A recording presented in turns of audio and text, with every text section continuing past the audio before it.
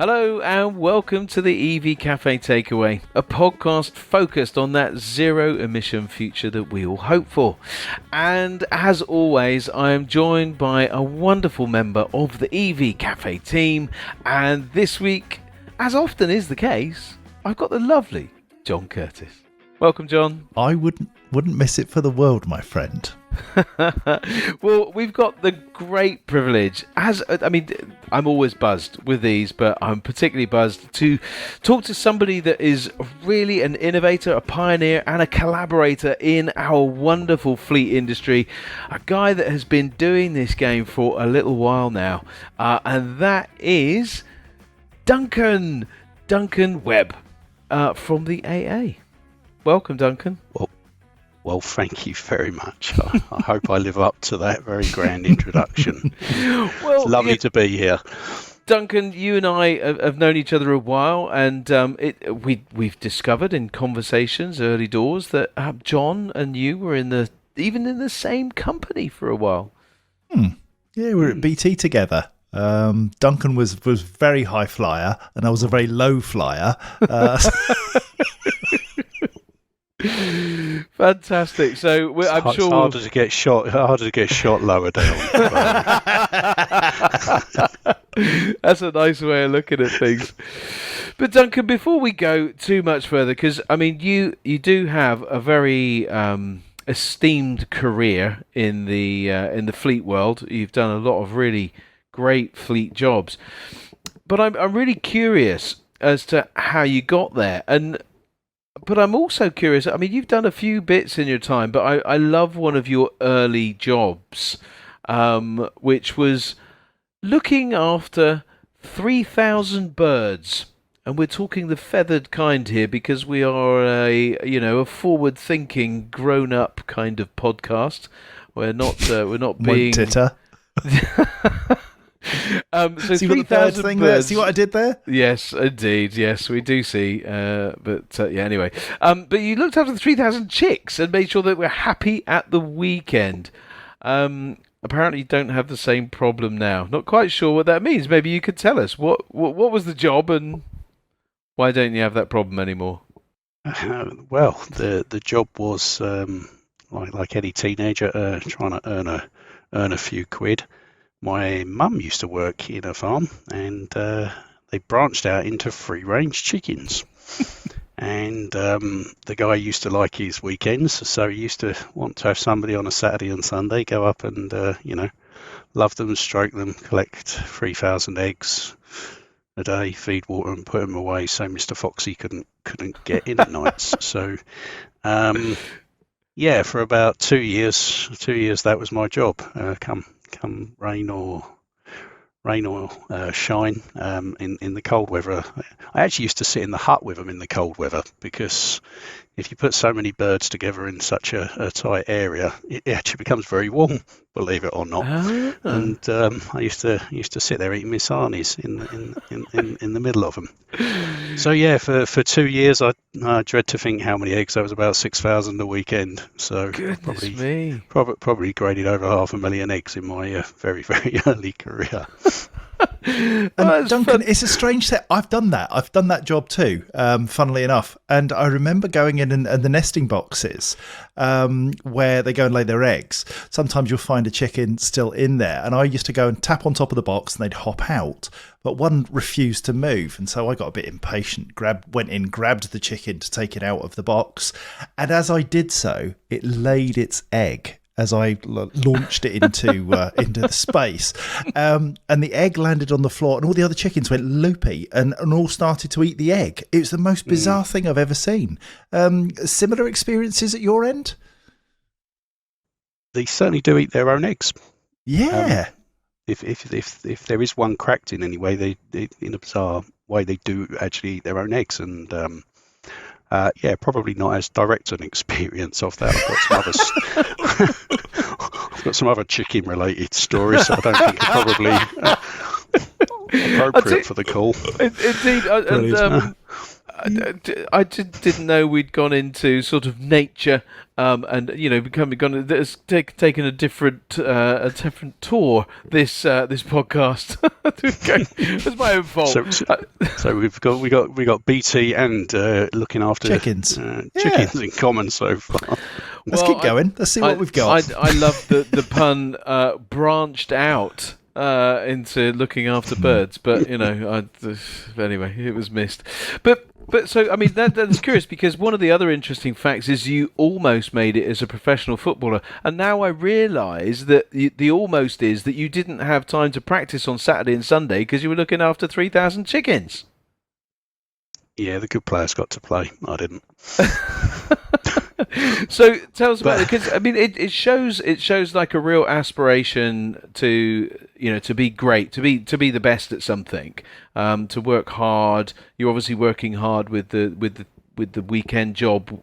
Saturday and Sundays you were earning a few quid, and then you were trying to play football as well. So what was the engine room like in Duncan back then in those days?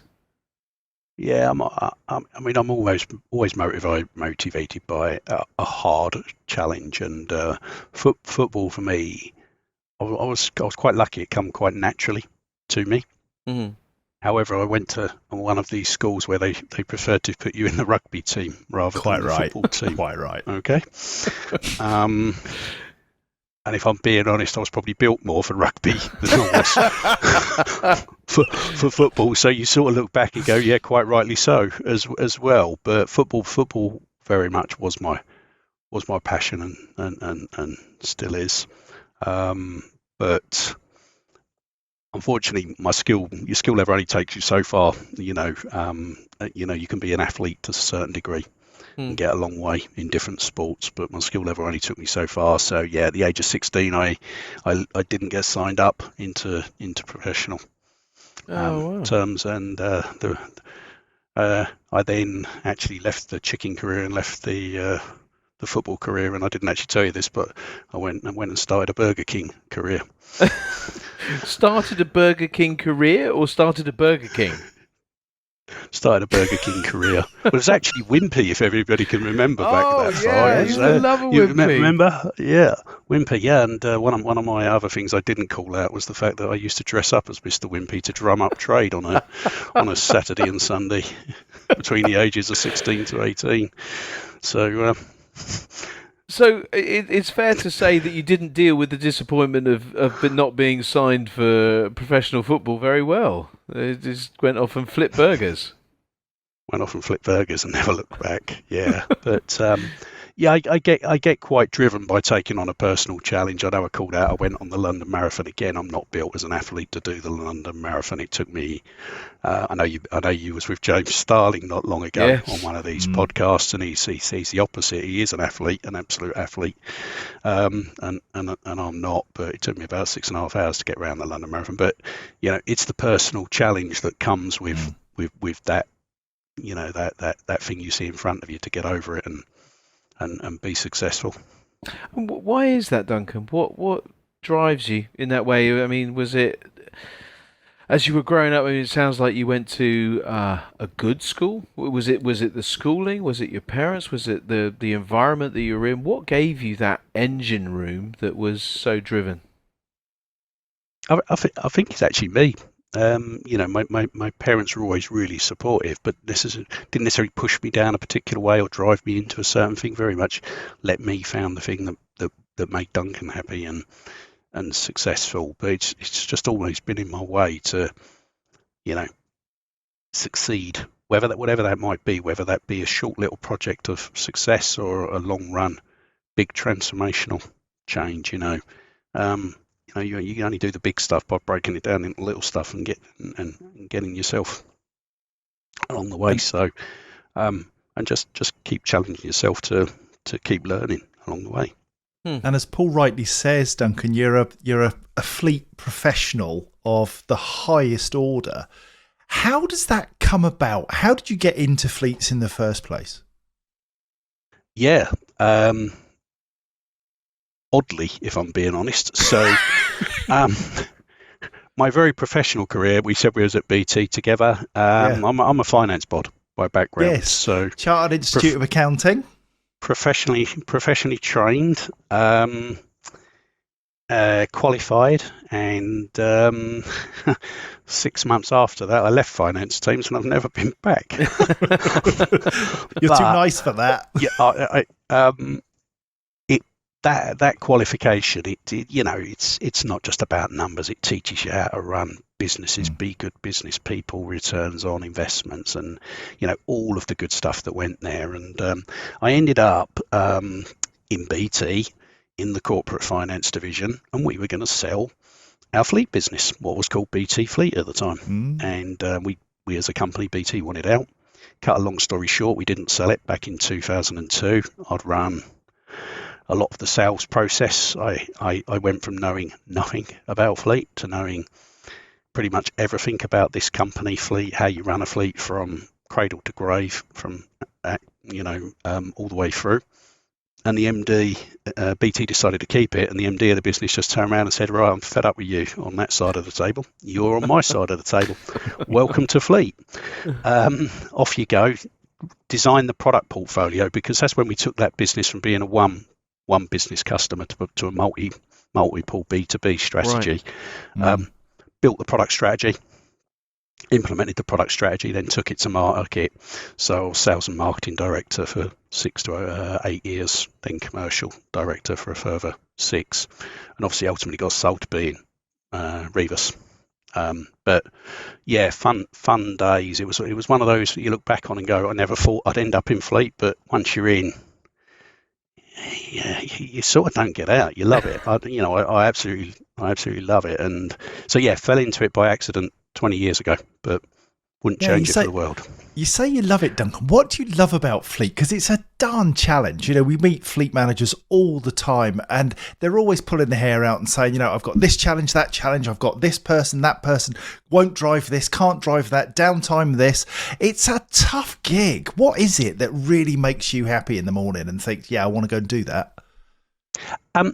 I think I'm really lucky in the job I do for the AA, because you can see it very much in real time that day, what happens on the ground, certainly in our roadside businesses. Okay. If vehicles aren't around that morning, customers are not going to get served on the side of the road. The bit I like about it is I think a fleet manager needs such a broad level of skills. I really do. There's certain operational roles where you it's more factory based processes orientated. There's financial roles that are financial, and the HR roles. I think a fleet manager role is quite unique in there's almost a part of the business that it just does not affect or influence in any way. And your level of knowledge, your level of the diversity of that at both a breadth and depth level is really, it's volumetric, and you can never stay on top of all of it. Okay.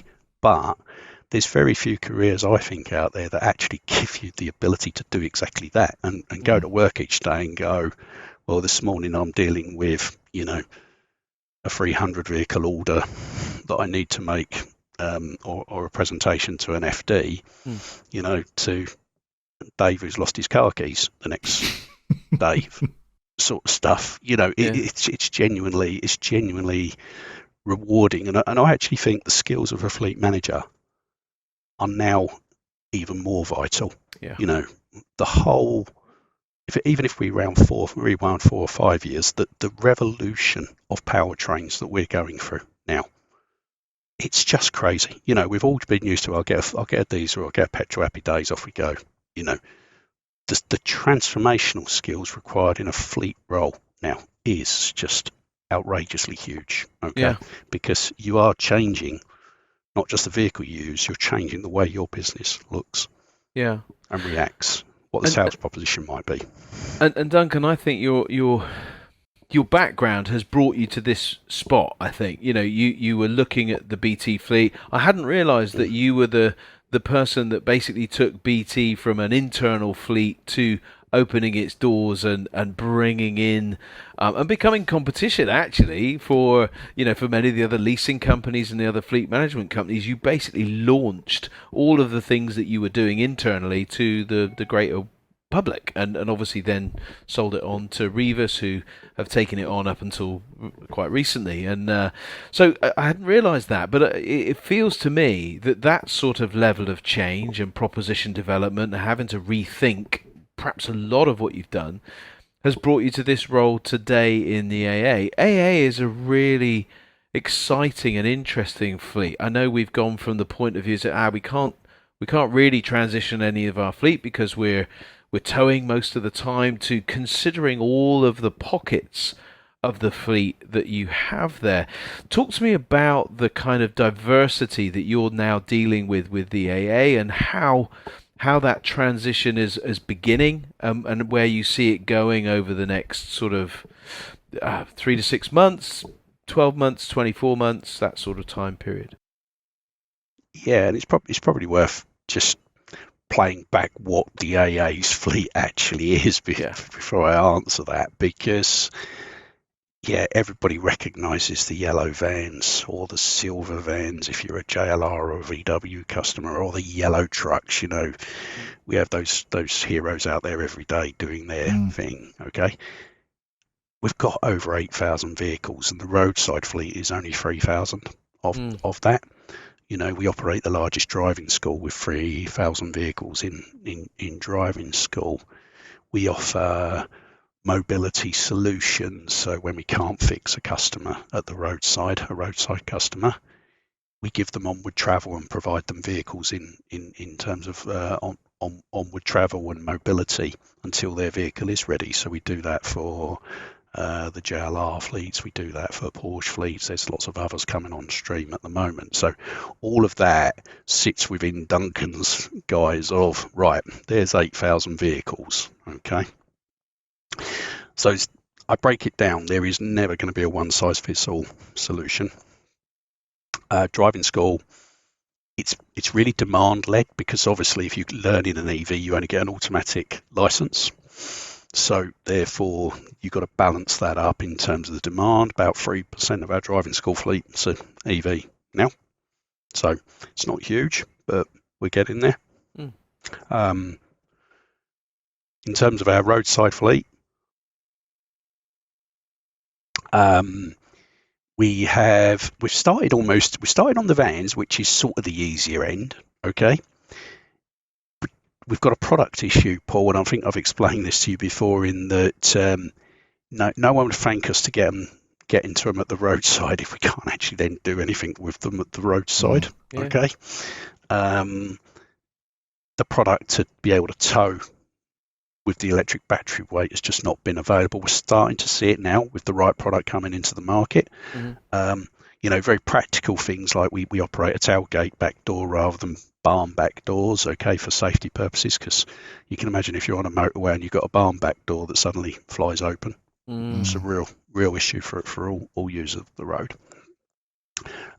Really pleased with our progress though on the truck front as well, which is going to be the hardest area to do for us. Okay,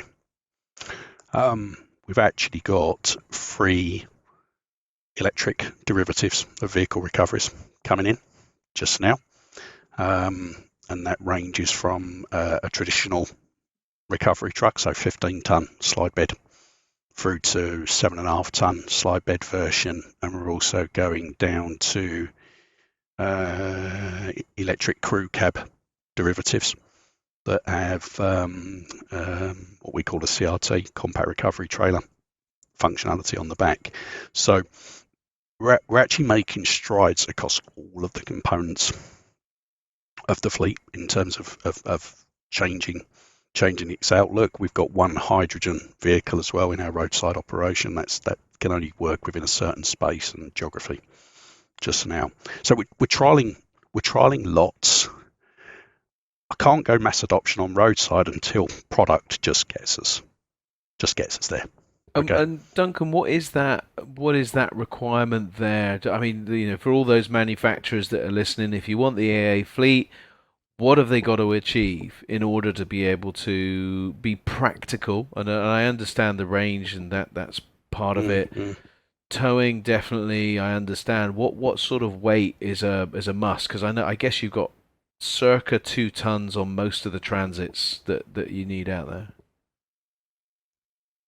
2.2 would be the ideal. 2.2. If Right. I could, if we could get something under 3.5 ton gross, yeah, low roof, tows 2.2 ton, Yeah. and as a tailgate, bomb. Boom. We'd buy. Yeah, sorry, it Ready has to be low signed. roof as well, because obviously we go into a lot for car parks to recover people. Yeah. We physically can't get in them. It's a very practical thing, but you physically can't get in them if you have No. iVan. Yeah. Yeah, we found this a lot with the EV rally pool, didn't we, during the summer, that the commercial vehicles that you're driving have a real problem getting into public car parks. It's a pain. Presumably this is something that planning law needs to be updated to cope with, or is it just an inevitable that car parks will be car parks and they'll have low ceilings? Well, I guess we could both answer that, couldn't we, Duncan? I mean, from my perspective, like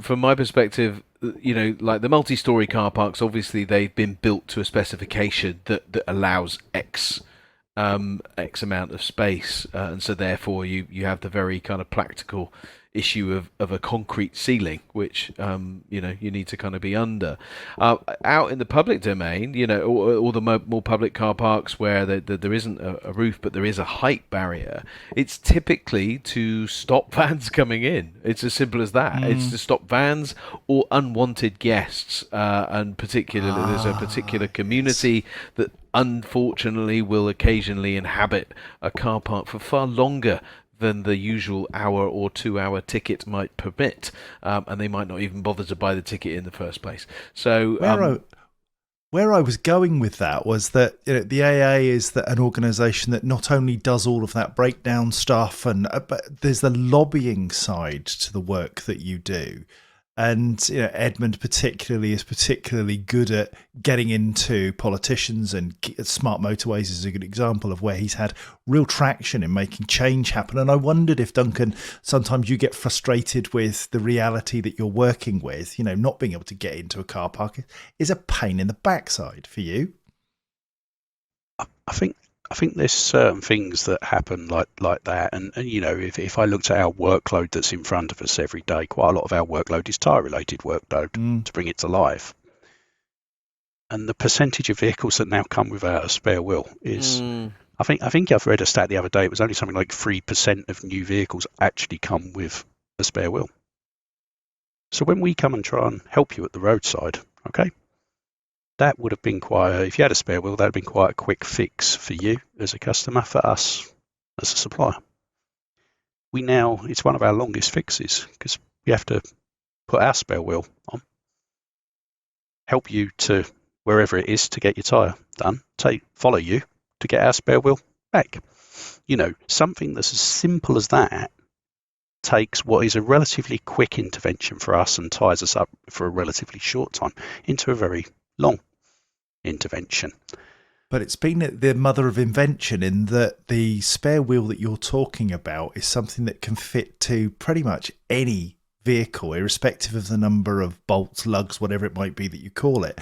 And the AA have developed that as a solution. It's just quite an incredible organisation. The depth of things that you get involved with, it's remarkable. From an engineering perspective, we've developed the freewheeling hub, and it can basically fit onto most vehicles with different plates and stuff inserted, and our guys and girls out there carry that as standard on there. And obviously you mentioned Edmund and the team.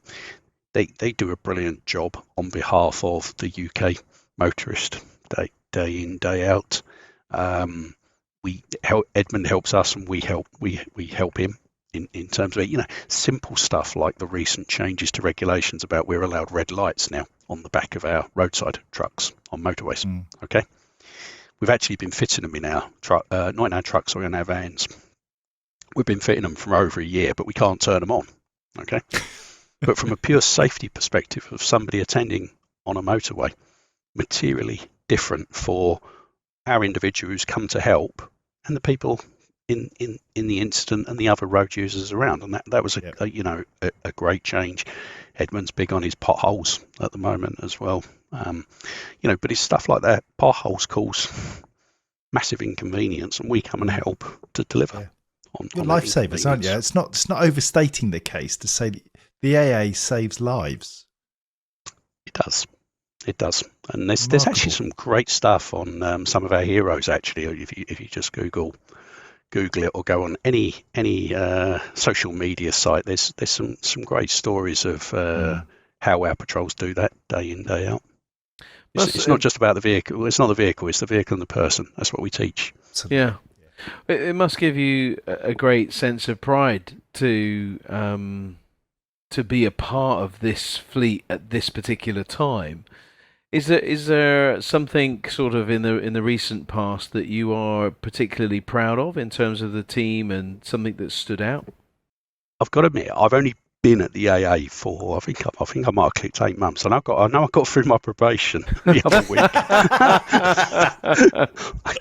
I got something from the HR system saying, "Yeah, okay, you'll do. You're in." Yeah, you'll do.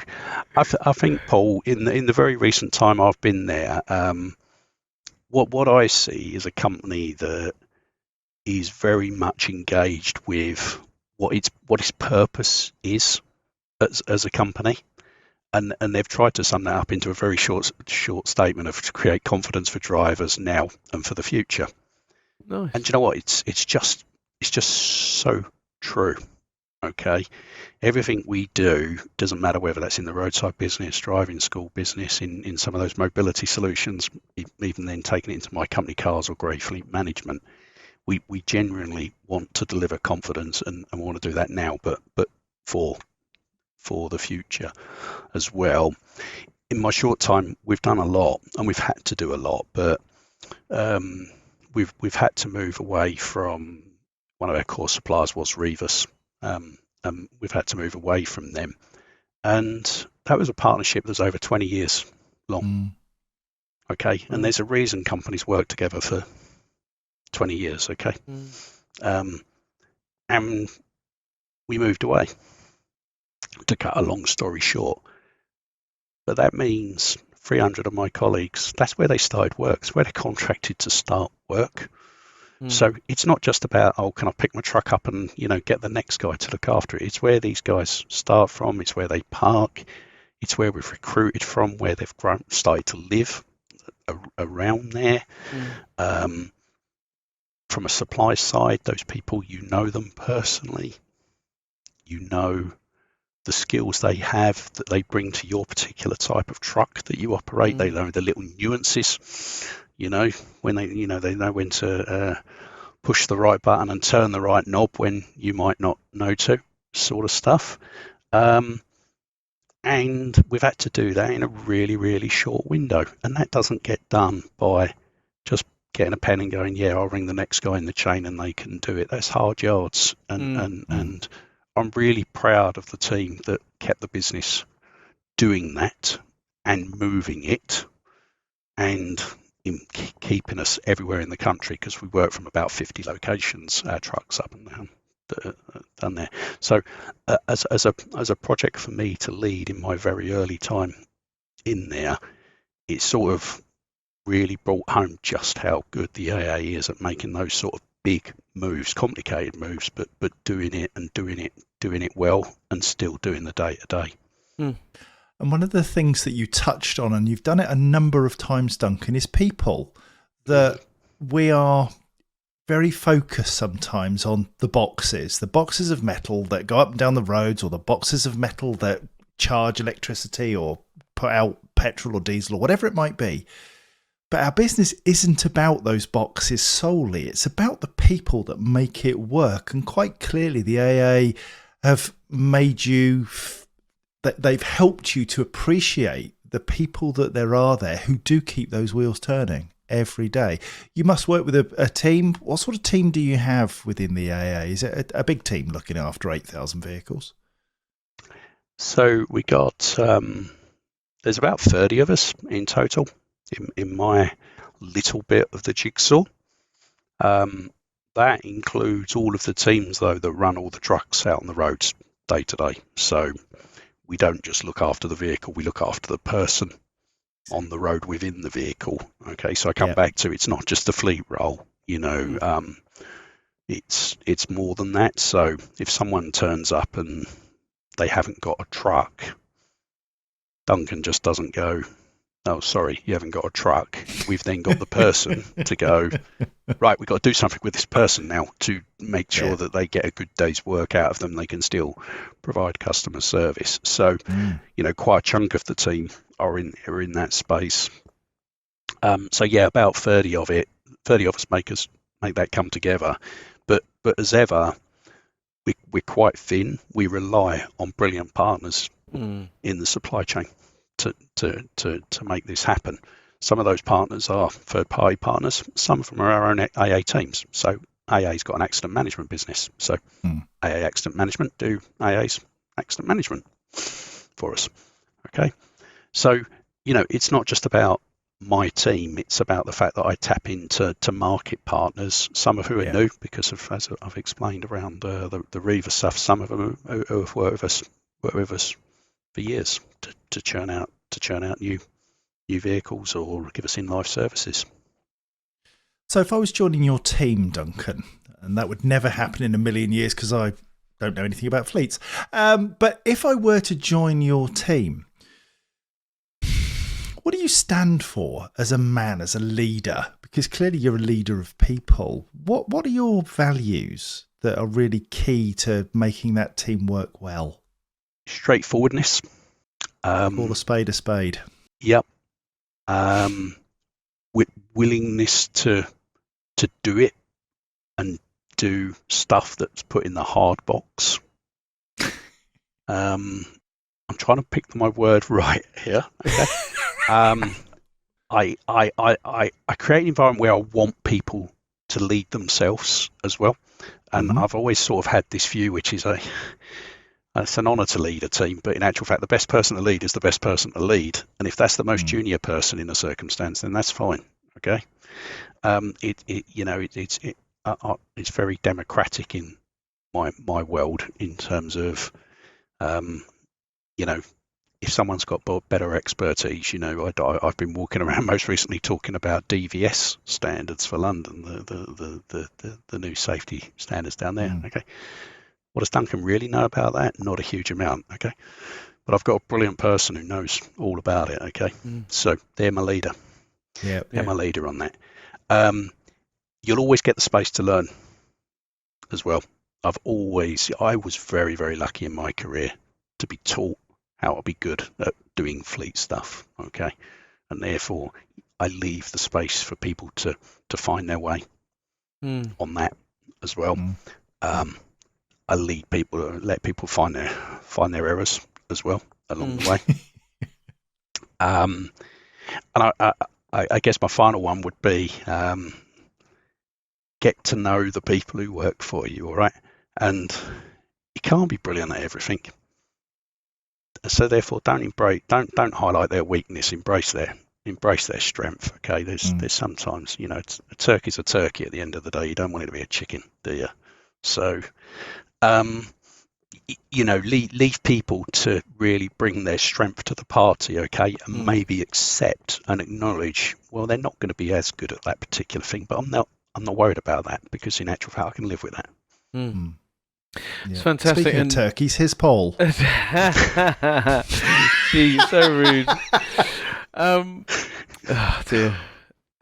So where do I go? So I was going to make an important point because obviously I know that you have worked with another sort of well-known fleet manager, actually somebody that we've spoken to here, a lady by the name of Lorna McAteer, and I know that for a period of time you were her boss, weren't you? Is that right? Taught her everything she knew. Well, so it's your fault. It's but this is the point though that I wanted to make, that Duncan, you've clearly empowered somebody to be really good at what they did, and you helped them flourish and gave them some hints and tips and help along the way that enabled them to go on and do something great. So, I think anybody working for you should take a lot of encouragement from that, because if you've just articulated those things that you want to bring the strengths to the fore and let them fly to carry on with the chicks and chickens and all that kind of stuff. Although they're not well known for flying, but anyway, but it's what you do, isn't it? You help people be the best that they can. It it it, it is, Paul, and I'm in the age bracket now where I want to pass on rather than take. I'm very much in the pass on. Lorna was always going to fly, by the way. Okay. Yeah. And I was blessed to have her for the time I did when I was at Royal Mail. She was obviously going to be destined for great things. So she taught me as much as I taught her, without a doubt. Yeah, I mean, I feel very, very lucky to be in a position where if people are willing to take the time and the space to, listen, then I'm willing to occupy that space to bring them on. Okay. I can be a bit nasty every now and then, Paul, as well, just to balance it all up. Okay. I don't believe you're a big softy. But Duncan, so listen, you've got a great group of people around you, people being the best that they can be. There are really critical challenges right now. We're looking, but the whole of fleet is in transition. We're doing a lot of learning, and in learning comes mistakes. In learning comes failure. In learning, there is difficulty as we go. What are the challenges that you're seeing? How are your team meeting those challenges, and what do you think is gonna where do you think the breakthrough is going to come for this next? Because vans are struggling, we know that. Commercial vehicles are hard. What is it that you think is going to be? Is there a silver bullet? Could there be a silver bullet? What's going to be the breakthrough? I'm not sure on the silver bullet. You always hope that there might be some sort of astounding product breakthrough that gives you the silver bullet, but I think it is only ever incremental, and sometimes that incremental will be a little bit more than just a regular one. Where I see new challenges coming in is, let me just go off electric vehicles for the moment, but more into, I think we're working in a very, very different marketplace after all of the COVID cycle of stuff. I think the whole fleet automotive sector is a very, very different marketplace from supply side dynamics to in life dynamics, and I think there is a real crunch on maintaining, keeping vehicles on road in this country, and I think that's a real squeeze area that's just going to become a problem statement it's a problem statement now, and I just don't think it's going to resolve itself. I think it's just going to be a far tighter market. So I sort of go anything from an innovation perspective that can keep my fleet on the road, absolutely, okay, and getting predictive capability out of these brilliant machines that are computers flying around with a few wheels underneath them, okay, getting predictive capability out of what might happen with this vehicle rather than you wait until something has happened with this vehicle is something I know the market needs to embrace. We're working on the AA, okay, just now to have predictive capability that really does help vehicle health. On the EV agenda, in my head, cars are sort of on their way. It feels like that's on its way. I'm a bit worried about the secondary market that is established or not off the back of it, but I think the primary market is well on its way.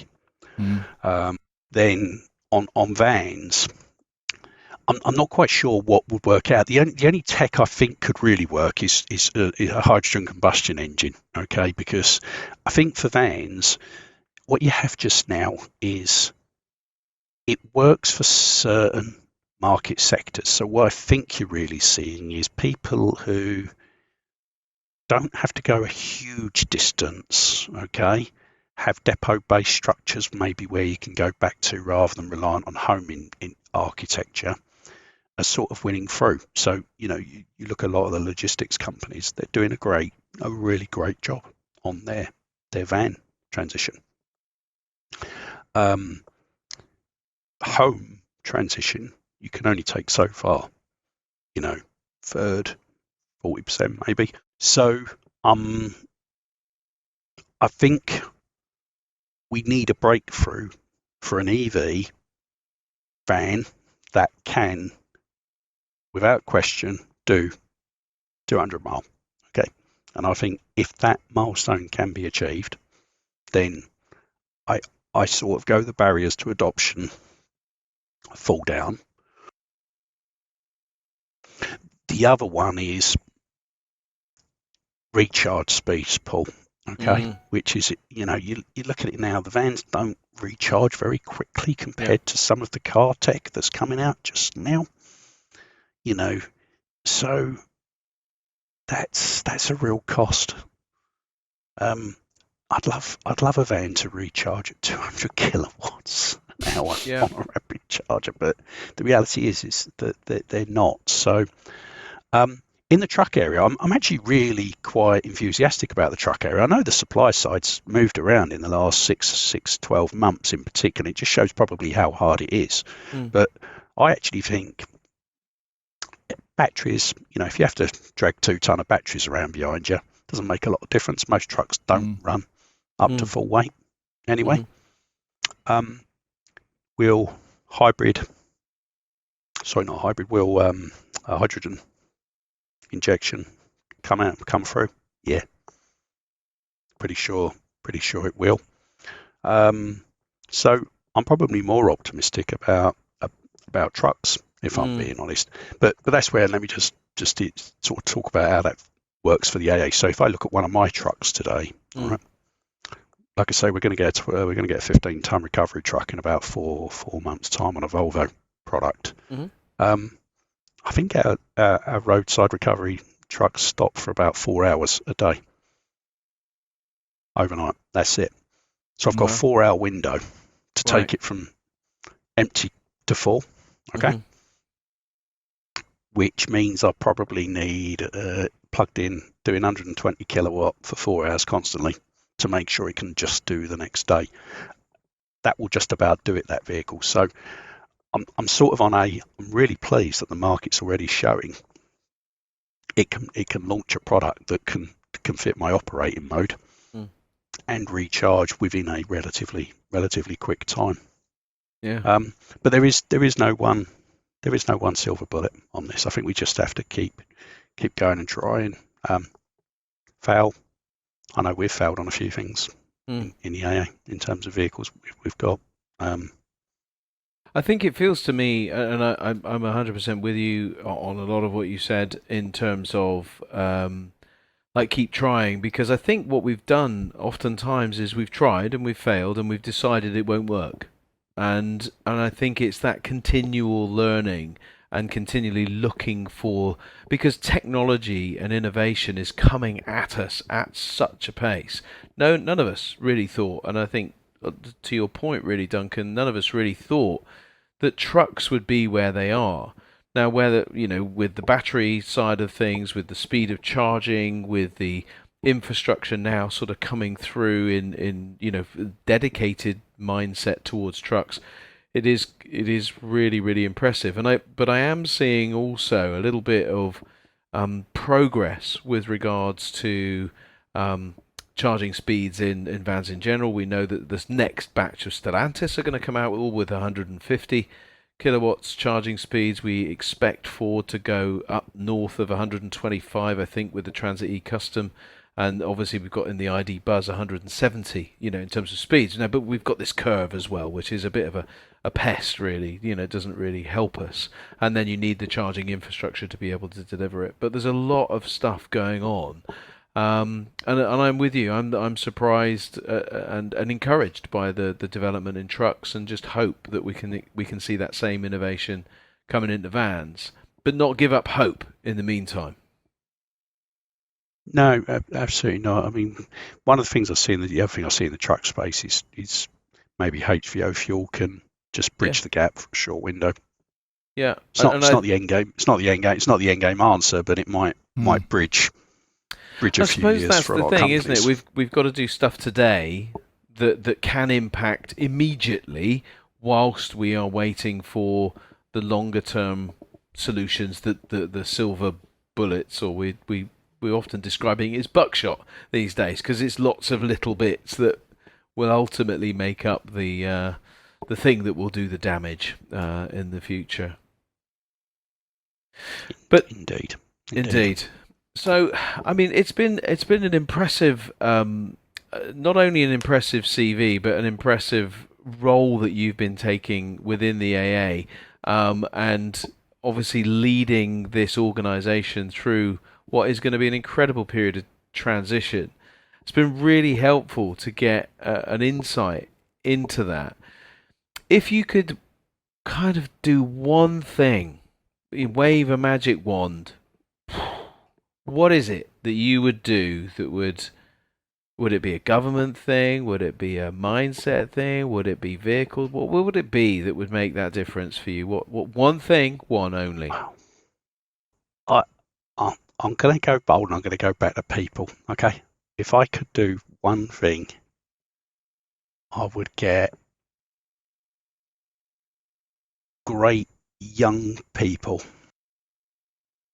to become fleet managers, and everybody, make every company have somebody dedicated to do it, and somebody who grows up with that, the technology the way it is, the world the way it is, the outlook of the world the way it is, because it's almost, you would know from the industry how, if you looked around the industry and looked at age profiles and of people in it, it's people like me, it's people like us, and John. Okay.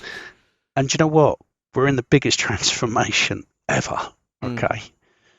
It's not that sort of job anymore. What you need is that next generation to say, look, do you know what? I want to be a fleet manager, and companies actually to go, do you know what? I want that person to be my fleet manager, because they're the ones who are going to lead me into that. So yeah, if I had my one wish, is that every company would, make a recruit a brilliant young, technologically savvy fleet manager. Love it. John? I just think Duncan's got a great kind of clarity of thought. And I love the way that you actually stop and consider every question that you're asked. There's no knee-jerk reaction with you. It's all carefully considered. I suppose maybe that's the accountancy background, but you are somebody who I instinctively would trust to reach the right conclusion, because we do a lot of these podcasts. We do a lot of talking to people and live events and so on.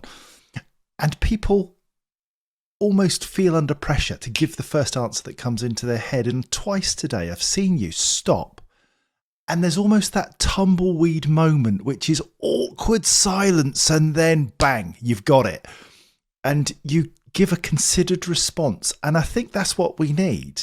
Paul and I are a bit excitable, and sometimes we reach conclusions very rapidly, which may be flawed.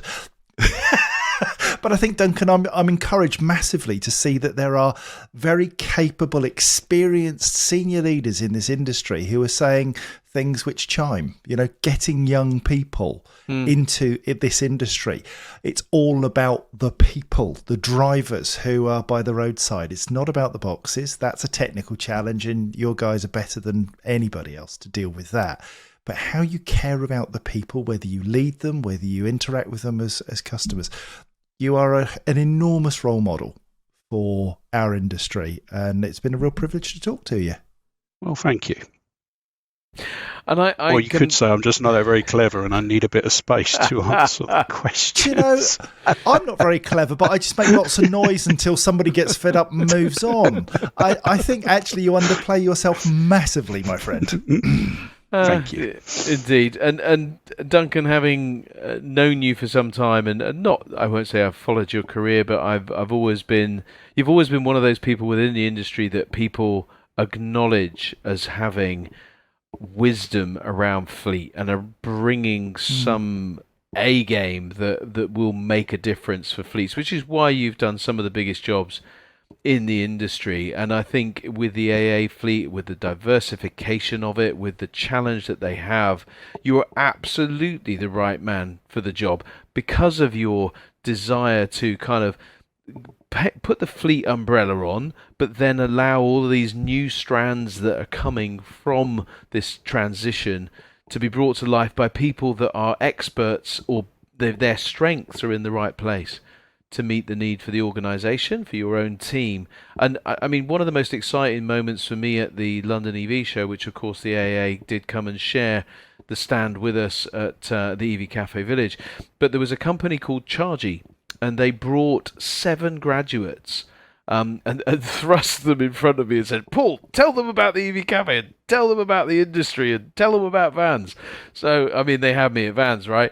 But I was so buzzed by that injection of energy and that those keen minds, and they were all nodding and hungry, obviously naive because they were listening to me, but it was exciting. And I think you've hit upon something really, really powerful, and I hope that people hear that wish and allow it to come to life for you. To see these young people coming into businesses with energy and passion and drive and insight and savvy, and a hunger to actually make this sustainability thing, this transition thing to happen, because actually they want to be around for a few more years and not see the planet melt alongside of them.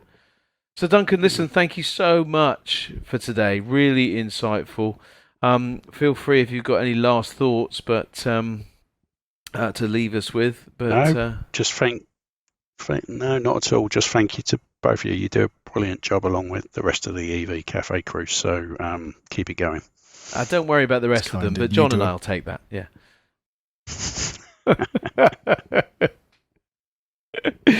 He's right, of course. Indeed. No. You are nice, really, you three. It's okay. Anyway, right, moving on. Duncan, thank you so much, and thank you to the AA too for being a great partner of the EV Cafe over the last few years, and we look forward to working with you guys obviously a lot in the future.